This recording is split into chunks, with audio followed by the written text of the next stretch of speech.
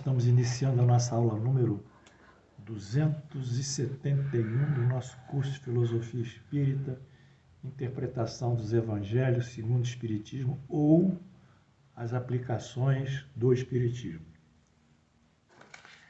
Essas últimas aulas estão sendo alinhadas sobre José, filho de Jacó, a sua saga, as suas dificuldades, as suas provas, as suas provações, desde que foi sequestrado, preso, vendido para oficial Putifar do faraó. E lá vivendo no meio egípcio, na cultura egípcia, ele vai se destacando. Nós tomamos essas provações de José para estudarmos à luz do Espiritismo, da doutrina espírita kardecista, porque o Espiritismo hoje é um termo genérico, ele pega desde de influências catolicizantes, de liturgias, de entregas de objetos, de oferendas, até uma comunicabilidade de espíritos da qual nós não sabemos o que eles dizem está corretamente ligado à doutrina. Então, é como se fosse o time do Flamengo, o time Corinthians, todo mundo é corintiano, todo mundo é flamenguista, todo mundo é espírita, mas a doutrina espírita ninguém ou poucos abarcam a sua essência.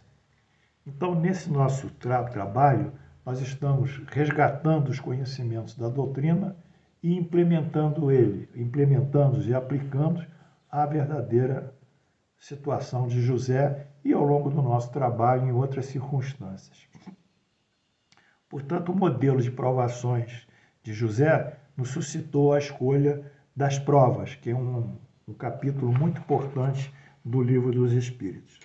Então, vamos fazer uma pequena síntese do que nós lemos na aula anterior, já que a partir da pergunta 266 do Livro dos Espíritos, sobre a escolha das provas, o professor Kardec faz um comentário muito objetivo, muito claro, como bom didata, que eu recomendo a vocês relerem esse comentário, embora eu já o esteja aqui colocado. Vamos à síntese. Primeiro, há dois referenciais, a vida material e a vida espiritual. Aquele que é acreditado na escolha de provas, está relativizado à vida espiritual, onde o espírito tem uma capacidade perceptual superior à da vida material. Segundo, a abnegação, a renúncia e até o sacrifício como meios de progresso e avanço espiritual. Então, abnegação, sacrifício e renúncia são meios de progresso, de avanço espiritual. Não é uma pena, não é um castigo, é um meio, é um recurso, é uma intermediação para o indivíduo progredir. É uma espécie de mídia física. Os espíritos desligados da matéria, que vivem no mundo espiritual, têm um novo tipo de percepção e podem formar um juízo de valor mais correto do que os que estão encarnados. Quarto, a percepção espiritual diferenciada desses espíritos no mundo espiritual cria um novo modelo, um novo paradigma, um novo referencial e, subsequentemente, uma nova tomada de decisão, um novo juízo de valor. Quinto, a percepção espiritual, com a compreensão do objetivo evolutivo e do progresso, justifica plenamente as provações. Ou poderia dizer, as provações estão plenamente justificadas pela escolha do indivíduo ainda em nível espiritual, de acordo com a sua percepção e juízo de valor formado no mundo espiritual.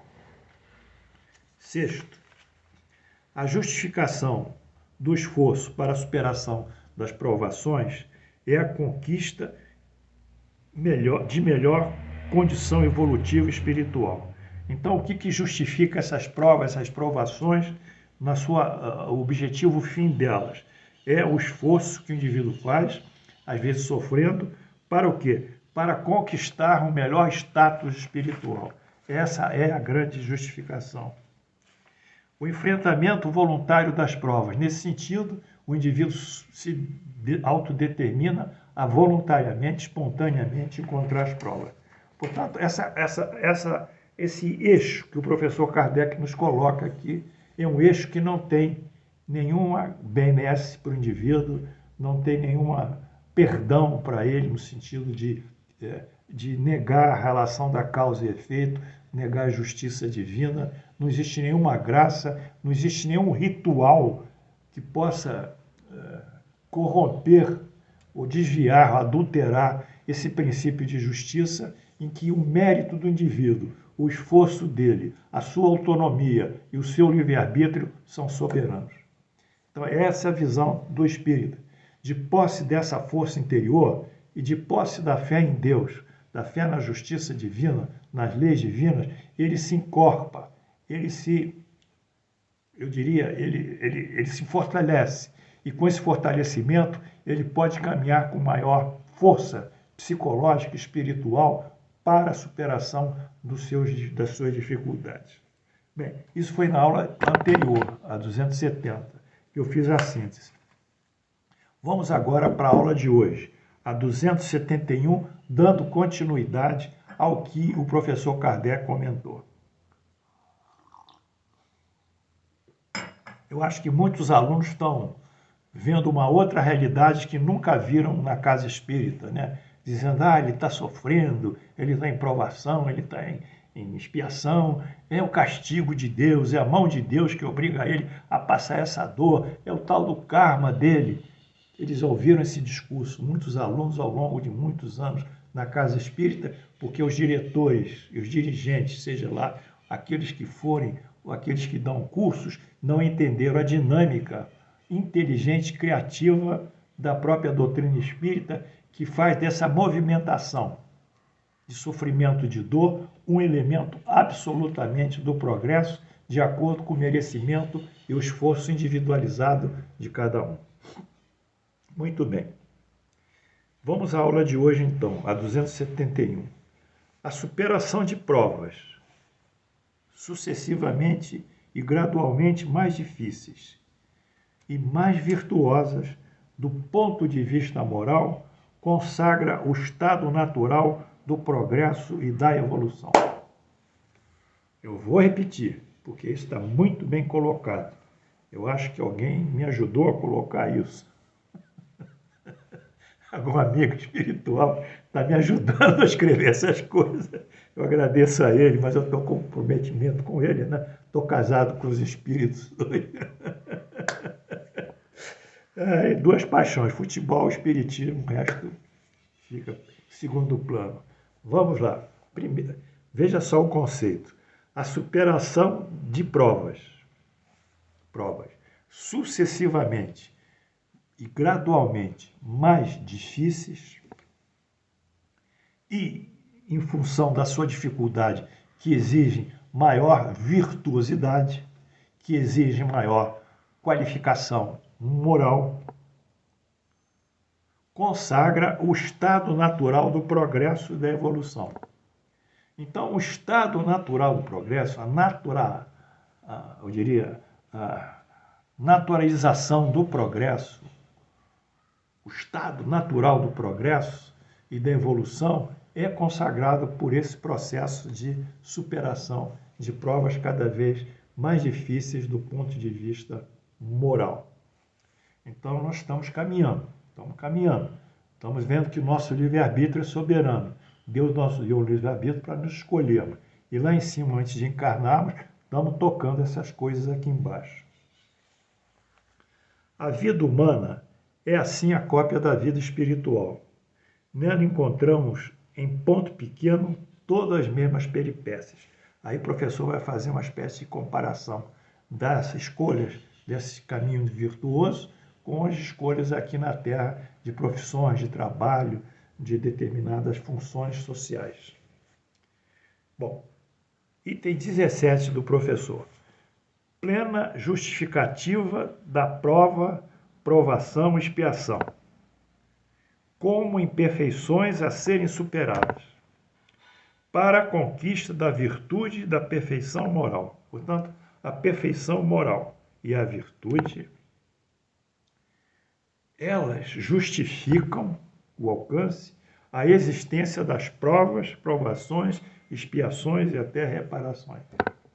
Então, essa é a grande força que o Espiritismo vai dando na sua psicodinâmica, sua dinâmica psicoespiritual ou moral.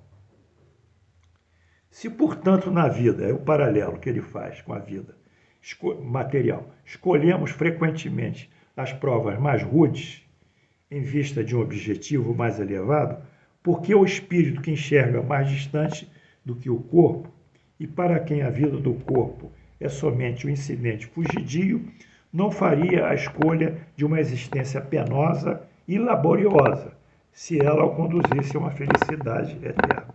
Então, a escolha das provas, dentro da vida cotidiana, às vezes com sacrifício, o sujeito quer passar num vestibular, numa faculdade de primeira linha, e são poucas vagas relativamente, e são muitos candidatos, e ao mesmo tempo esses candidatos são os mais competentes, estudiosos, ele tem que fazer um esforço incrível para conseguir tirar uma nota na classificação.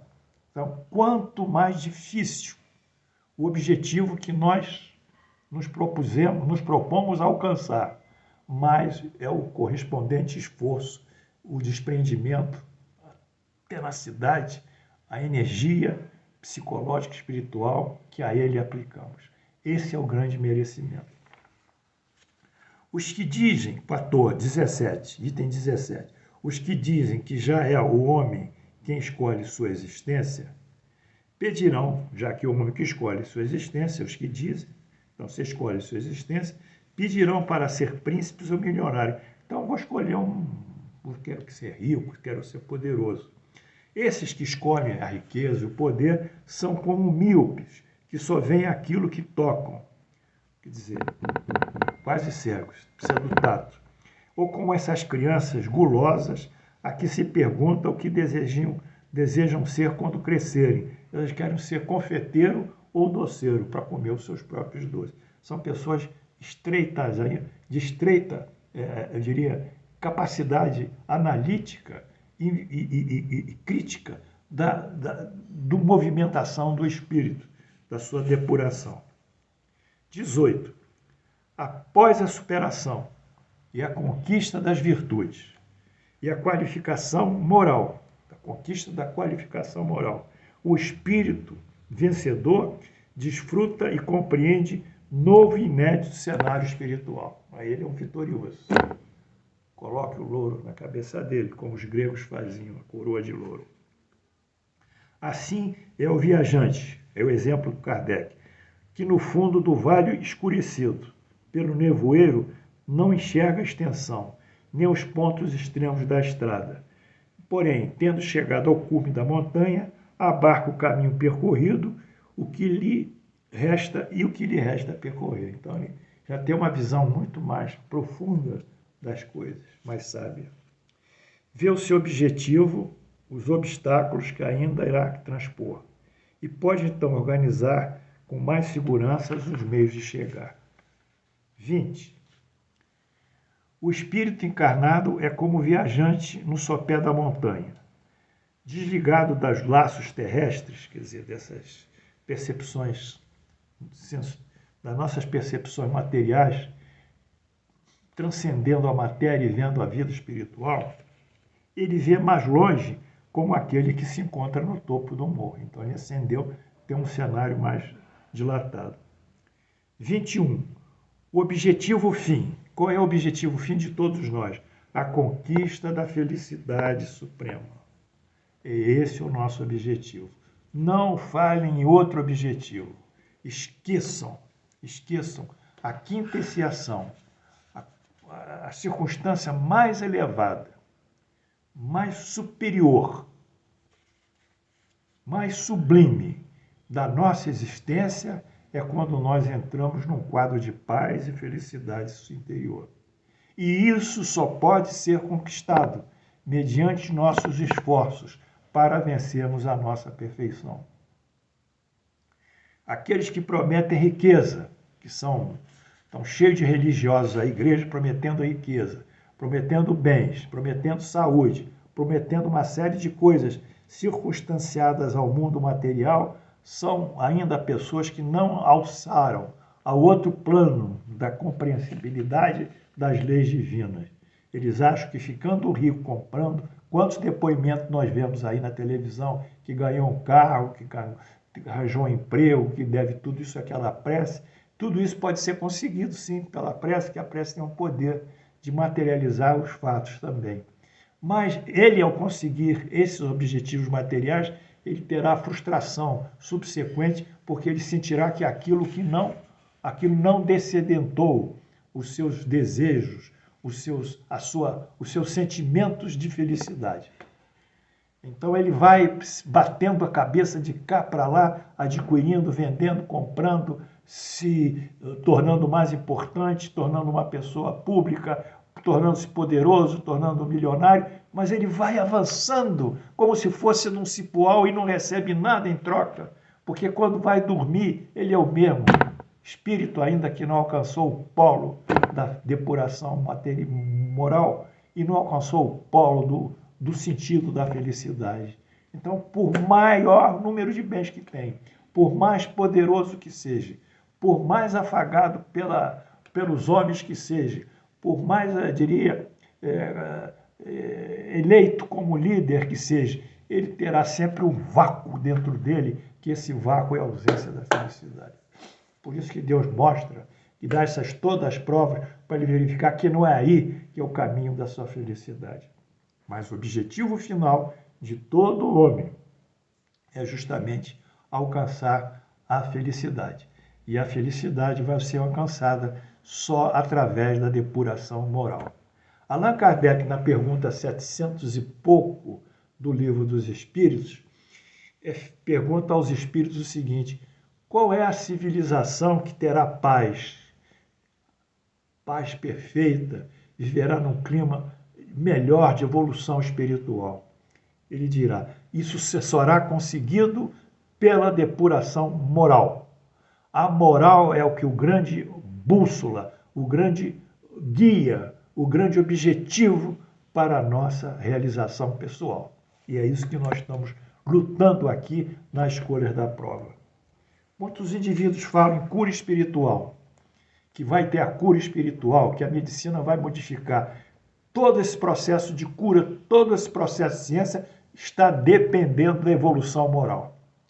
A evolução moral que comanda descobertas, a evolução moral que comanda as curas, porque por mais intelectual e cientificamente e tecnologicamente evoluído o homem, ele não consegue ainda dar uma satisfação aos seus sentimentos de paz, de convivência pacífica, harmônica, de uma vida igualitária, de respeito e dignificação ao próximo, de tratar o próximo como a si mesmo, de viver à noite sempre de uma forma pacífica quando dormir. Ele não consegue. Não se iludam, não se iludam, não se iludam. Não será a ciência que responderá pela evolução do homem. A ciência é um instrumento de conhecimento e esse instrumento, quando aplicado à sociedade, se torna e se faz em tecnologia. Mas a ciência e a tecnologia não responderão pela felicidade do homem. O que responderá pela felicidade do homem será a sua depuração moral. Portanto, eu peço que vocês não sigam esses profetas que estão prometendo curas, felicidade, coisas extraordinárias, mas que tudo isso, na ausência da moral que o Cristo propôs, será como tábua rasa, não alcançarão aonde pode alcançar. Portanto, se houve curas, está havendo cada vez mais curas, inclusive o câncer, muitos tipos de câncer, que é uma doença difícil de ser tratada, está evoluindo, os indivíduos continuam a morrer de uma ou de outra doença, independente do avanço da medicina. Quer dizer, a medicina avança, ela trata, mas há outros indivíduos ainda que submetem-se a novas doenças que vão surgindo, as chamadas doenças emergentes.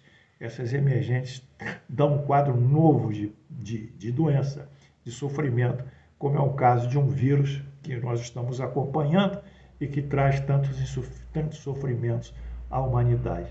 Portanto, vamos pregar a moral como recurso final do nosso progresso. progresso moral, intelectual e, sobretudo, a evolução para o clima de felicidade. É essa a escolha da prova, é isso que o José tinha que fazer.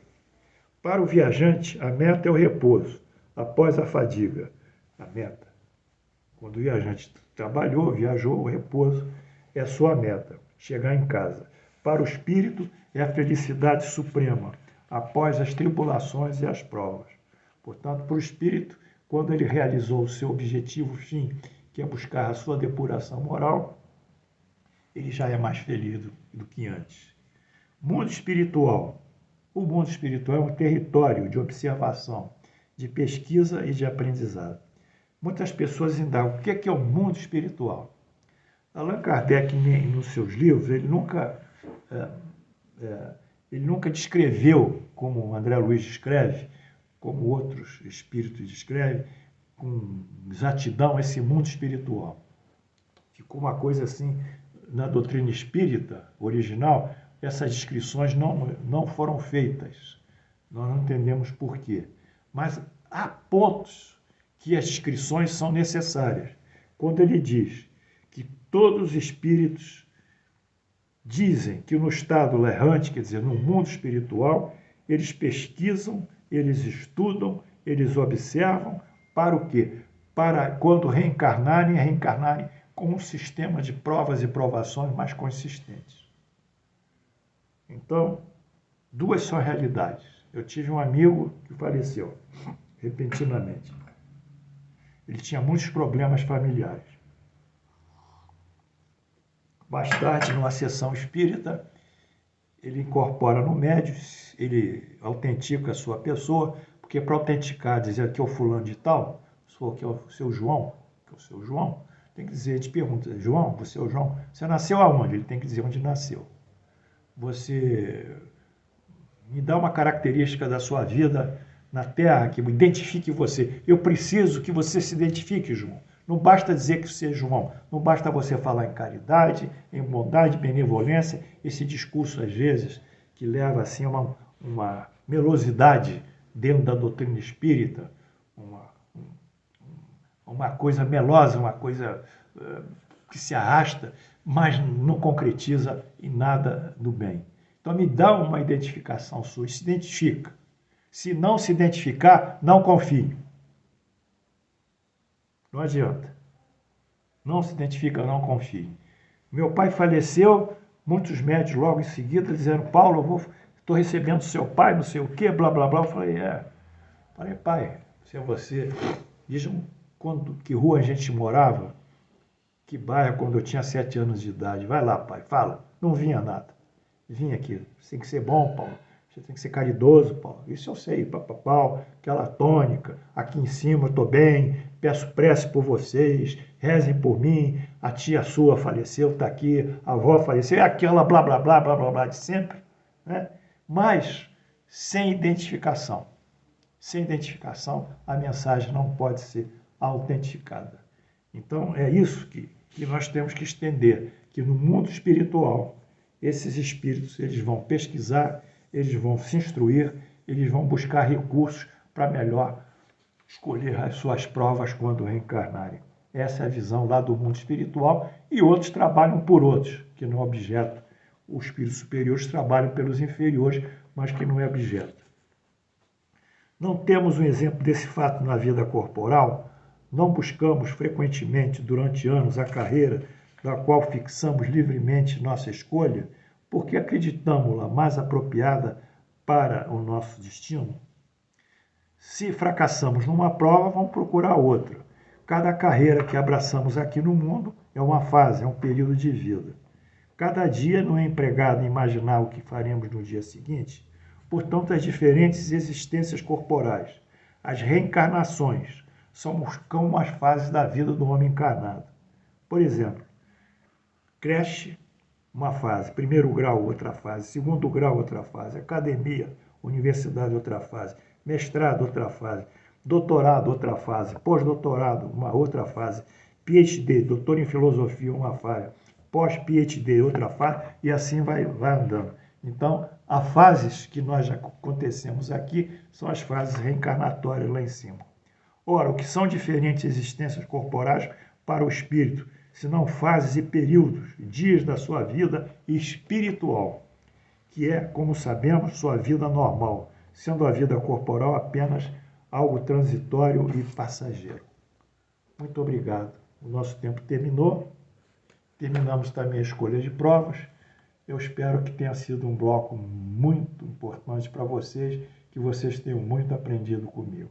Se um de vocês aplicar isso, já justifica todo esse meu esforço e dos espíritos aos quais eu estou subordinado. Fiquem com Deus. Muita paz.